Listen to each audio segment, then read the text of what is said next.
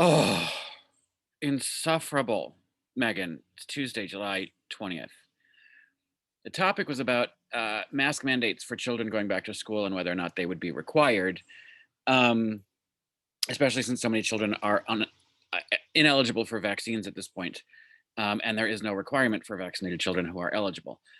Um, and so you take this opportunity to then again talk about vaccine hesitancy, which you did yesterday.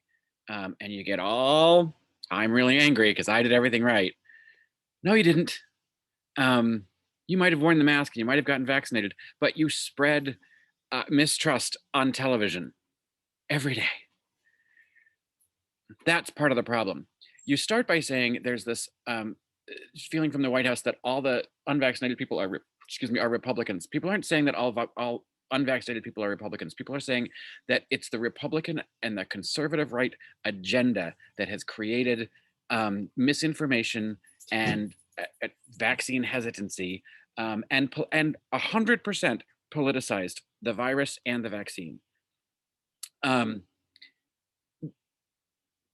The fact that it's political, and you at the end of your little rant, this shouldn't be political. This should be an American issue. Where were you saying that at the beginning? Why the hell were you sending out all sorts of mistrust about Fauci and recommendations that came from the CDC, and continually saying it's all the messaging is so confusing? Instead of talking about that on TV and saying everything's confusing, maybe figure it out and then use your platform to actually help people get unconfused. If you think it's confusing, then educate people about making it unconfusing instead of creating more mistrust. That's what you did. You're part of the problem. So anyway, let's go back to your statistics.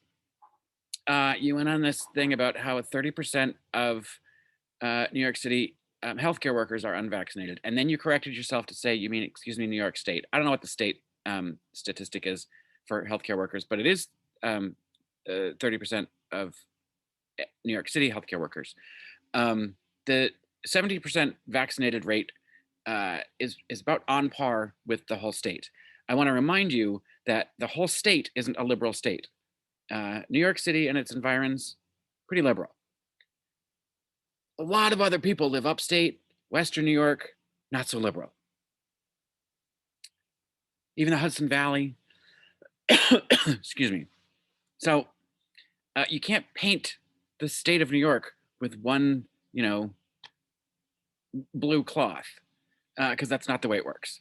And then you start rattling off statistics about, okay, first of all, it's healthcare workers. What makes you think a healthcare worker can't be a Republican? I don't know. And then you list off different ethnicities, and you, for some reason, are picking on the Bronx. And then you say AOC has her congressional district in the Bronx. So why isn't she doing anything? What a disingenuous bullshit comment. First of all, don't go on TV and just throw her name out to try to, whip up some ire, because you know that she's like this lightning rod for all the moronic right-wing idiots who just use her name without actually understanding what she's trying to do. So first of all, her congressional district includes some of the Bronx and some of Queens. Part of her district actually includes Elmhurst Hospital, which was sort of the epicenter in New York of where the cases were. And what has she been doing? She's been doing PSAs, televised PSAs, to get people vaccinated. She's been using local people that are trusted within the communities of her district to get on TV, to be advocates for the vaccines. She's organized pop-up vaccination sites at churches in her district. She's doing exactly what she's supposed to be doing. What have you been doing, Megan? You've been spreading mistrust and misinformation on television to a nationwide audience. So don't come for AOC. Throw her name out just because you like to use it as a lightning rod. You're like woefully outnumbered here and outmatched in your complaint department. I don't know what it takes for people to get vaccinated when they hear the statistics, specifically now. Um, we talked about it yesterday, and I think Sarah gave it, which was more accurate than the numbers I threw out yesterday. I think she said 97% of hospitalizations are unvaccinated people, and 99% of deaths are unvaccinated people. I would think that would encourage people to say, hey, maybe I should take this seriously. But no, because of the politicization, and you credit, Sean Hannity goes on TV and says he believes in the vaccines. Yeah, he had like a 20-second clip where he said, you should take this seriously, you should get vaccinated. But before and after, he had, um, you know, some woman that complained about side effects from her vaccination shot, and other guests that advocate against the vaccine, and are and downplay the entire virus. So you want to defend Fox News. I don't know if your husband is full-time employed there or just a freelance guy. And you're going to be unemployed soon, so I'm sure you're angling for something. But Fox News is a problem because it does spread misinformation and lies, which is what you do too. So that's why I'm sure that's why you're defending them. But your logic on this entire topic, which, by the way, you've repeated over and over again to no avail. You're mad, but you're not really doing anything to fix it. You say it shouldn't be political, and then you go on and you target states that are Democrat run, and you target Democratic leaders.